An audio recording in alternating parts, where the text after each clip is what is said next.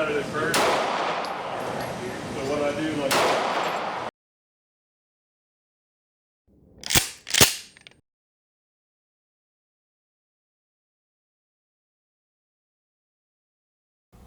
Hello everybody, this is Hammer Striker here. Today I've got an LCP MAX by Ruger on the table and it's chambered in 380.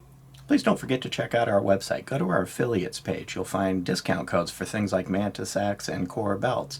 You'll find a link that you can sign up for Big Daddy Unlimited. They actually have things in stock and usually at a lower price than other places. Link to that cool little bore light that we use for lighting up the barrels. Use those links. It will often save you money, never will cost you any additional money, and helps the channel. Thank you. Last week, or a few weeks ago anyway, we did a first look on it, just having taken it out of the box. It's just been released. It's the latest in the LCP series, and it's got some improvements over the LCP2, but the biggest improvement is that it holds 10 rounds in the flush magazine. So we're going to do a full comparison between the two, so I'm not going to turn this into a comparison video, but throughout I might point out a few places where there's some minor differences. One of the other differences is you can get a 12 round magazine. Now it says 10 on it, but this is basically a +2 extension. So you can get to 12 in this magazine, and with this magazine in it, it sticks down a little bit. You get a 2 and maybe a little over a half finger grip, depending on the size of your hand. And the flush magazine is truly a 2-finger grip. But with the flush magazine, it fits on the palm of my hand. This is actually a surprisingly pleasant to shoot gun for the size of it. It only weighs 10.6 ounces. It's 5.7 inches long front to back. It's 0.81 inches thick. And it's 4.72 inches thick with the flush magazine, or high with the flush magazine in it. So it's small. It's light.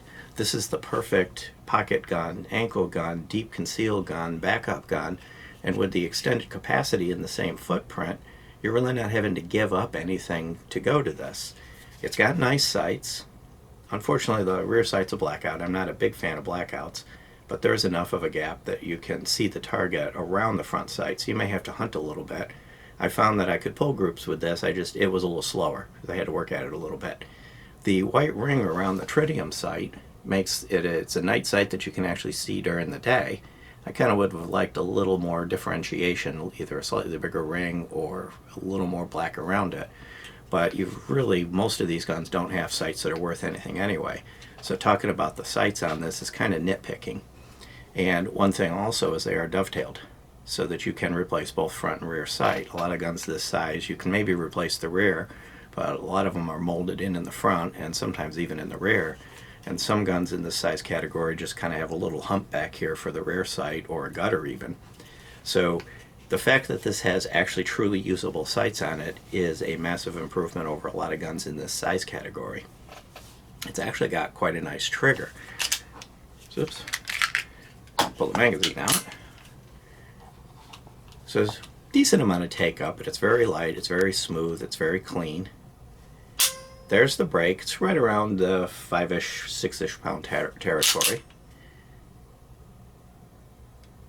There's the reset. It's not super short, but it's not all the way out either, which that would be all the way out.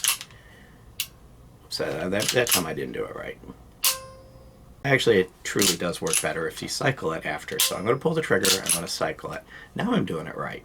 So now I should be able to show you the reset. There's the reset. A little bit of take up, you're back on the wall. And then a nice clean brake. It's actually an improved trigger over the LCP2, which was a massive improvement over some of the prior generations. And one other thing it's got is it's got an over travel stop, and it hits it solid, so it prevents vagueness or inconsistencies. You'll see it does have the toggle to prevent inertial pulls of the trigger, and it has some serrations on the front of the trigger guard. There is no Picatinny rail, so you'd be relegated to trigger guard lasers if you wanted to put any, or lasers or lights if you wanted to put anything on it. And one thing I will point out, the mag release is easy to get to, almost a hair too easy to get to. I have larger hands, and the way I sit and the way I grab it, the way I get a hold of it, I can't get near that magazine release while shooting it. But I was with a couple friends when I was doing the range footage for this, and one of the ladies has relatively small hands. And what she would do is she would chamber it and she'd fire it, and then the magazine would fall out. or it would catch the magazine in her hand because you'd have her pinky down here, but it would eject just enough that it didn't chamber another round. And what we figured out is by watching her grip, even with a proper grip, she had smaller hands. Her thumb wasn't enough thickness to prevent the other one, and she was pushing it with her thumb. So if you've got smaller hands, then you may want to consider this gun and whether or not it'll work for you. Kind of maybe look at it at the gun store and see how your grip is going to work, because there really wasn't much we could do to solve that with her. With larger hands, myself and the other friend of mine that I was there with had no trouble with that. By the way, the magazine release is metal, the trigger is polymer, but everything is robust and solid. It's a nice feeling gun. It's a solid feeling gun. It's got the same texture that the LCP2 has. To some extent, this is really an improved LCP2 is what this comes down to. It's a sandy enough texture to not be slippery, but it doesn't abrade you. So if this happened to end up against your body or up against your leg in some way as you were working with it, it's not going to tear you up to carry it. With the flush mag, you get your nice 2-finger grip, get up in there. You notice there's enough of a gap here, you're unlikely to get slide bit unless you get back here. And with the other magazine, some of the texture carries forward onto the magazine. This is the larger magazine, and it follows the curvature.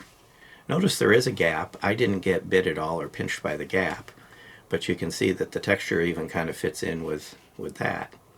So it's well designed. The ergonomics on it are nice. It's got a 2.8-inch barrel, and of course, as I mentioned, it fires 380, which is going to make the recoil a little more manageable.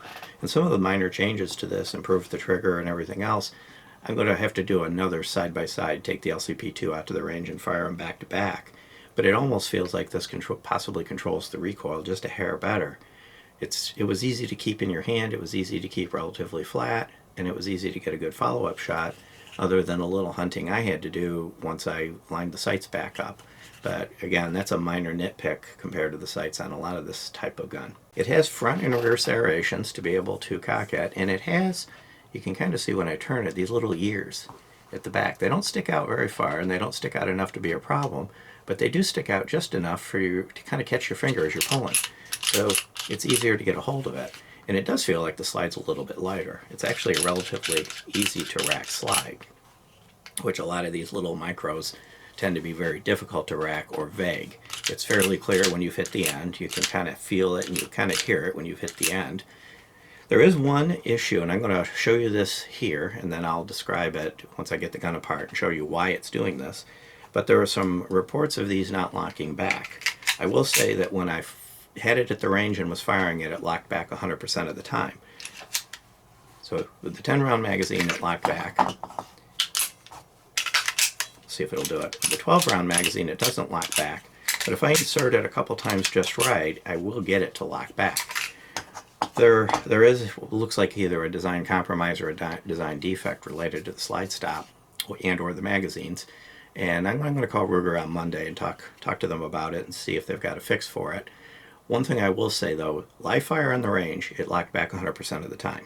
I didn't have a single instance where it didn't, even when she was shooting it. You know, in the cases where she was avoided ejecting the magazine, it locked back, and she's a newer shooter. But here, sitting here at the table, the locking back isn't reliable. And again, when I get it apart, I'll show you why. Overall, ignoring that, it is a nice gun. It's a really easy to work with gun, and it's relatively easy to shoot accurately. None of these little tiny things are super easy to shoot accurately, but the gun's got the potential. Didn't throw flyers all over the place. It'll fit most LCP2 holsters, and so the size footprint is roughly the same, but they also include with it a little pocket holster. I mean, again, this is the pocket type gun, and it fits in this pocket holster, covers the trigger, and it's got enough of a texture on it that the holster is going to want to kind of hang up on the fabric of your pocket or something like that. So when you go to pull the gun, the holster will stay in your pocket and the gun will come out. And if you want to pull it out, the way I do it with these types of holsters is I reach in and grab the gun and then put my fingers over the holster, and then that kind of pinch the holster against the gun, and I can withdraw the gun with the holster. But if I want to pull the gun, I just do that.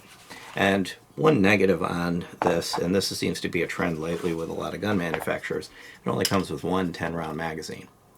I was able to get my hands on some 12-round magazines, but I got this very early in the release cycle. I imagine that the stock of the replacement magazines will disappear for a while and then come back. It's kind of disappointing that it comes with one magazine. That's a little difficult to either enjoy it at the range or even with carry. You probably want to have an extra magazine, one in the gun and one in your pocket is a common carry practice. So that is a bit of a negative. And one note too, before we get into taking it apart, this is the flush base plate. It does come with the gun, with this 10 round magazine. It comes with a pinky extender. And the pinky extender kind of gives you a little bit of extra grip. I'll show it to you here. And it does have the texture that it blends in, and it would kind of sit about like this. And it would be flush. I'm kind of showing it there. And that gives you the ability to have that extra grip. I think I picked up the wrong one. Yeah, there it is. I picked up the wrong one. There's what the pinky extender looks like, and it blends right in. Kind of like that 12 round magazine. But this pinky extender does not add any additional capacity. It's simply a pinky extender. So if you don't like the two finger hanging pinky thing, right with it in the original magazine, you have the ability to put a pinky extender on it. Now, disassembly on this is actually relatively easy with one negative. It does require a tool. Now, theoretically, you could use your fingernails if you don't mind tearing them up. But basically, you have to hook behind this pin and pop this pin out. And there is a bit of a cutout. And I find that a polymer tool is better than a steel tool for doing that. So you don't scratch things up. And once it pops the pin out, you just pull the pin out, set the pin aside, and the slide comes right off. So other than the negative of needing to use a tool or tear up a fingernail, the gun is easy to take apart. So I'm going to set the slide down for a second, talk about the internals. It's got full-length rails on both sides, with the exception of a cutout for the slide stop slide release. It's actually quite robust. The fire control and hammer is back here, and it's quite simple in here. There's not a whole lot going on. Dual recoil spring, non-captive, but does seem to be disinclined to fly apart. It was easy to pull it out of there without it flying apart. And the part that hangs out is short enough that it's easy to get back in. Nicely machined cannon style barrel that's common with these guns. This flare at the end so that it kind of gets a little bit tighter lockup. A little bit of hooks for the pin goes through here. It's a nice, kind of semi-polished feed ramp. Kind of an interesting curvature to it. I have not become aware of ammo sensitivity with any of these little LCPs, and it's conventional rifling and well machined. It's a little thin. It's kind of interesting that the barrel's actually quite thin, but it's similar to the LCP2, the original LCP2. I haven't heard of any of these things blowing up. I don't imagine they'd take a lot of abuse with kind of overloaded ammo, but if you just stick with factory ammo, the appropriate ammo for it, I don't see where you'd have any problem with it. Put it back in. Before I do that, I want to make sure that I had the ability for you to see the entirety of the slide, the internal slide. It's well machined. It's nice and clean. One thing that is absent is a drop safety piston, which is kind of interesting because Ruger tends to be very, very much on safeties. This also does not have a magazine disconnect, which to me that's a positive. But Ruger tends to do magazine disconnects on most of their guns, but they don't have that on this one. But overall, it's just well done, smooth, and very simple. This is a simple gun. There's not a lot going on in here.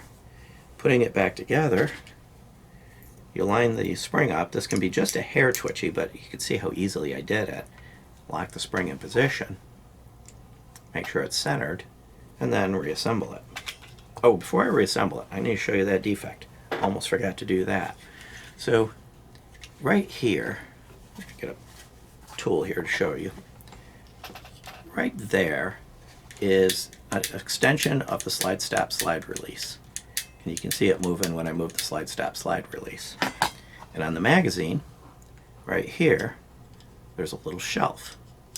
When you put the magazine in, that little extension sits on that little shelf and pushes it up. So you can see it pushes the slide stop slide release up. I do the 12 round magazine. Of course, I don't know if it'll misbehave appropriately. Yes, it did. You'll notice that that little extension went beside the magazine. So instead of landing on that shelf and being pushed up, it went beside the magazine and basically skipped it. If I can get it to focus. Right there is probably as far as I go before it'll go out of focus again. But that should have gotten caught on that shelf, but it didn't. It got kind of moved out of the way. So that's the reason why some of these seem to be not locking back, at least at the table.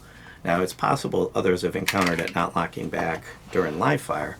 I didn't, and I think part of that is there's just enough vibration and movement and violence going on in here when it fires that it keeps it from doing whatever it does that causes it to slide by the side. Again, I'll kind of do an update, whether it's an update video or whether I just kind of make a comment on the video. So look for a pinned comment. That may be how I handle it, depending on what I get from Ruger. But I will share what they tell me about that.